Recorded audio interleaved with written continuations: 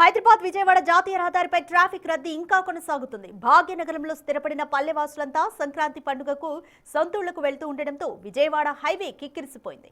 చౌటుప్పల్, నార్కెట్పల్లి పరిసర ప్రాంతాల్లో విపరీతమైన రద్దీ ఉంది. హైవే విస్తరణ నిర్మాణ పనులతో రోడ్డంతా ఇరుక్కుగా మారడంతో వాహనాలు నెమ్మదిగా కదులుతున్నాయి.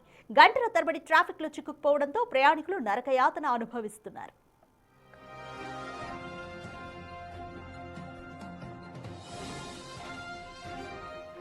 మరిన్ని వివరాలు మా ప్రతినిధి రమేష్ అందిస్తారు. హైదరాబాద్ విజయవాడ జాతీయ రహదారి కిక్కిరిసిపోయింది. నిన్నటి నుంచి కూడా మొత్తం సంక్రాంతి రద్దీ అంతా కూడా హైదరాబాద్ విజయవాడ జాతీయ రహదారిపై కనపడుతుంది.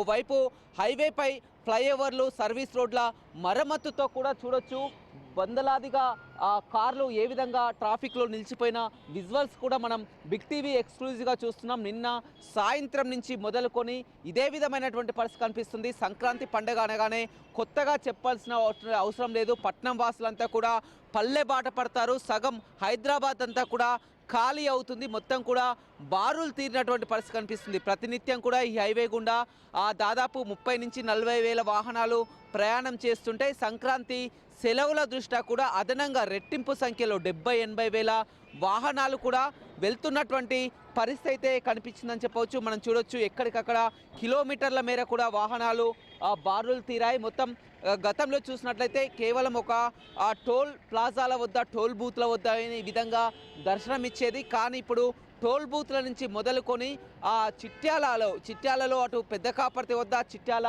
పట్టణంలో కూడా మొత్తం ఫ్లైఓవర్ల నిర్మాణం కొనసాగుతుంటే మొత్తం ఈ సర్వీస్ రోడ్లతో దాదాపు నరక యాతన పడుతున్నారు. పోలీసులు మొత్తం కూడా నిరంతరం ఆ రోడ్లపై పహారా కాస్తున్నటువంటి పరిస్థితి కనిపిస్తుంది. కంట్రోల్ చేయలేనటువంటి స్థితిలో ఉన్నటువంటి పరిస్థితి అయితే కనిపించిందని చెప్పవచ్చు. ఇంకా 2-3 రోజుల వరకు ఈ విధంగానే ఉండే అవకాశం కనపడుతుంది. చూడొచ్చు మనం ప్రస్తుతం చిట్యాల వద్ద ఉన్నాం. చిట్యాల హైవేపై ఆ ఫ్లైఓవర్ నిర్మాణం అవుతుండే కొద్ది కూడా సర్వీస్ రోడ్లో వందల సంఖ్యలో కూడా ఏ విధంగా వాహనాలు వెళ్తున్నాయో కనిపిస్తున్నటువంటి పరిస్థితి కనిపిస్తుంది. ఏదేమైనప్పటికీ కూడా ఇంకా 2 రోజుల వరకు కూడా ఇదే విధమైనటువంటి రద్దీ ఉండే అవకాశం అయితే కనపడుతుంది. పోలీసులు ట్రాఫిక్ డైవర్ట్ చేసి అవతల వైపు కూడా ఏదైతే అటు హైదరాబాద్ వెళ్ళే వైపు కూడా 2 వైపులు కూడా దారులన్నీ విజయవాడ వైపే ఓపెన్ చేస్తున్నటువంటి పరిస్థితి కనిపిస్తుంది. గతంలో ఎప్పుడు కూడా సంక్రాంతి పండుగకు ఈ విధమైనటువంటి రద్దీ కొనసాగలేదు. కారణం ఇప్పుడు రద్దీ